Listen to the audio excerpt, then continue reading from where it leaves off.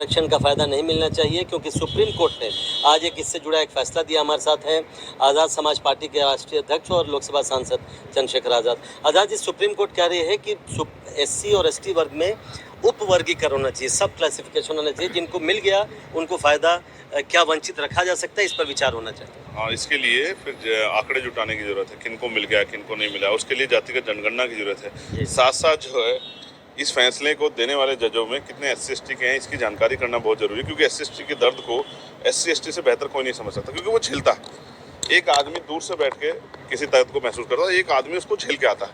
तो इसमें SC/ST कितने जज थे, जिन वकीलों ने सपोर्ट किया वो उसमें SC/ST कितने थे, किन पार्टी जुड़े हुए थे, जिन्होंने इसको अपोज किया उनमें कितने SC/ST जुड़े हुए थे, कौन सी पार्टी जुड़े हैं, उनका मकसद क्या है, इन सब चीज़ों को समझे बगैर और पूरे फैसले को पढ़े बगैर, पूरे तथ्य को जाने बगैर जस्टिस बेला द्विवेदी ने इसको अपोज किया है।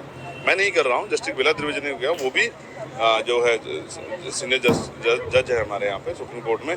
साथ साथ ये कॉन्स्टिट्यूशन के आर्टिकल 341 का वॉयलेशन हो रहा है।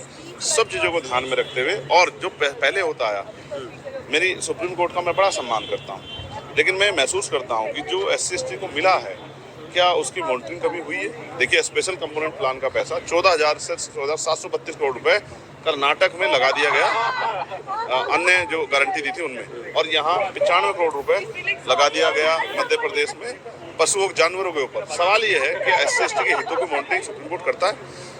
सुप्रीम कोर्ट में SC/ST कितने जज हैं, कितने यूनिवर्सिटियों के चंद SC/ST के हैं, कितने ED CBI जो संस्थाएं हैं हमारी उनके हेड SC/ST के हैं, कितने जो हैं ये सेंट्रल सेक्रेटरीट में कितने SC/ST कर्मचारी हैं, इसकी क्या जानकारी सुप्रीम कोर्ट को है? क्या इनको मॉनिटरिंग कर रही है? आपने फैसला दिया था रिजर्वेशन प्रमोशन लागू होना चाहिए, आर्टिकल 16 आप ही का फैसला है, तो आपने उसको क्या है, उसके बाद जो है वो लागू नहीं हो रहा, क्या आपने मॉनिटरिंग की? सिर्फ फैसले से काम नहीं होता है, जमीन पे उसकी क्या सच्चाई, उसका क्या प्रभाव पड़ेगा, इसको समझना पड़ेगा। और मैं कह रहा हूँ, मैं SC/ST से आता हूँ, मैं समझता हूँ, आप MP बन जाओ, MLA बन जाओ, मिनिस्टर बन जाओ, आप जज बन जाओ, वकील बन जाओ, और आप जो IAS IPS बन जाओ, तो भी SC/ST का स्टेटस नहीं बदलता। मैं इस बात को समझता हूँ। इसका उदाहरण मैं आपको बताता हूँ। भारतीय राजनीति में एक बहुत बड़ा नाम है माननीय बहन जी का। 4 बार वो चीफ मिनिस्टर रहे उत्तर प्रदेश बड़े सूबे की। नारा भी उन्होंने बहुजन से हटा के सर्वजन हिताय सर्वजन सुखाय कर दिया, लेकिन फिर भी वो दलित नेता इनको बुलाया गया, और चंद्रशेखर MP बन गया तो भी सभी की वोट से बना तो भी दलित नेता कहा जाता है कई बार। तो इसका मतलब SC/ST का स्टेटस नहीं बदलता है।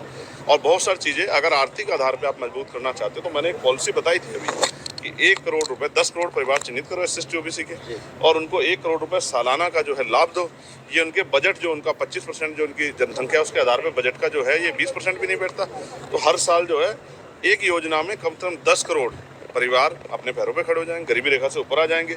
तो अगर आप बदलना ही आर्थिक मदद करना चाहते हो तो सरकारों पे जोड़ दो कि वो जो बजट में से बराबर की हिस्सेदारी उनकी संख्या के आधार पर वो तो करते नहीं। तो मैं आप समझता हूँ एक समय आ गया all India judicial service commission अब लागू हो, और सबसे पहला वर्गीकरण जो है सुप्रीम कोर्ट से शुरू हो।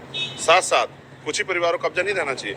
साथ साथ अब मैं समझता हूँ कि जातिगत जनगणना का समय अब आ गया है। जातिगत जनगणना होनी चाहिए और संख्या के आधार पर आरक्षण का जो है वितरण होना चाहिए, तभी जाके मुझे लगता है कि सामाजिक गैर बराबरी दूर हो सकती है। और जो ताकत मिली है SC/ST को, और वो एट्रोसिटी एक्ट कितना कमजोर हो गया, उस पर कोई काम ही नहीं होता है। चंद्रशेखर जी, आपने विस्तार से बात रखी। बस केवल एक और सवाल पूछूंगा आपसे, अगर बहस के लिए मैं आपसे पूछूं, चर्चा के लिए, कि अगर किसी राज्य का कोई मुख्यमंत्री बना और उसके बच्चे को भी आरक्षण मिलना, क्या आपको लगता है कि तर्कसंगत है? कि कोई सर्वोच्च न्यायालय में चीफ जस्टिस बना, उसके बेटे को भी क्या जज बनना तर्कसंगत है? क्या उसके पोते को भी, उसकी पोती को भी, उसके दामाद को भी, उसकी जो है भाई को भी क्या जज बनना तर्कसंगत है? क्या ये डेमोक्रेसी है?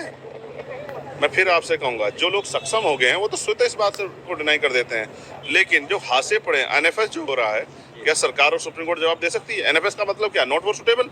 तो नॉट फॉर सुटेबल यानी कि आज भी बहुत सारी पोस्टें ऐसी है जिसपे SC/ST के लोग ही नहीं है।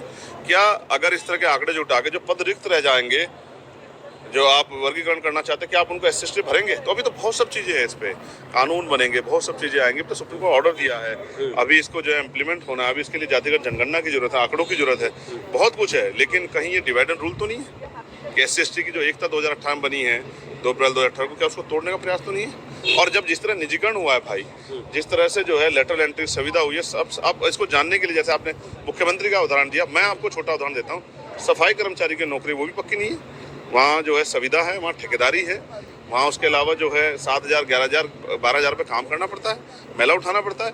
तो आपने तो कभी उसी को मॉनिटर नहीं किया। इसलिए मैं आपसे कह रहा हूँ कि हर चीज़ को मैं पूरे फैसले को स्टडी करूंगा। कॉन्स्टिट्यूशन के आर्टिकल 314 को वायलेशन का जस्टिस बेला द्विवेदी ने क्यों इसको अपोज किया उसको पढ़ूंगा, जिन्होंने समर्थन किया क्यों किया, और ये बड़े समूह को प्रभावित करने वाला फैसला। तो क्योंकि मैं SC/ST से आता हूँ, तो जब तक इस पर विस्तृत चर्चा नहीं होगी तब तक इसमें कुछ भी कहना गलत है। मैं चाहता हूँ हाशिए पे जो पड़े लोग हैं उनको ऊपर उठा जाए। उसके लिए मैंने स्कीम बताई है, और स्कीम इसको 1 लाख से बढ़ा के 2 लाख कर दो, तो 2 अवसर। लेकिन SC/ST के लोगों को सरकारें कितने अवसर दे रही है, कितना जो है क्लास 1 में पूरा हुआ है, कितना 2 में, 3, 4 में रिजर्वेशन पूरा हुआ है, इसको भी जवाब देना चाहिए। तो आंकड़े सरकारों के पास और सुप्रीम कोर्ट के पास नहीं है, उसके बगैर फैसले हुए हैं, इसलिए बहुत कुछ देखना पड़ेगा तब फैसले होंगे। बहुत बहुत शुक्रिया। तो ये पेचीदा मामला है, इतना सीधा मामला नहीं है, और इस पर बहुत चर्चा की ज़रूरत है, क्योंकि इसमें कई सवाल जुड़े हुए हैं, ये कहना है चंद्रशेखर आज़ाद का। नई दिल्ली से प्रशांत, NDTV इंडिया।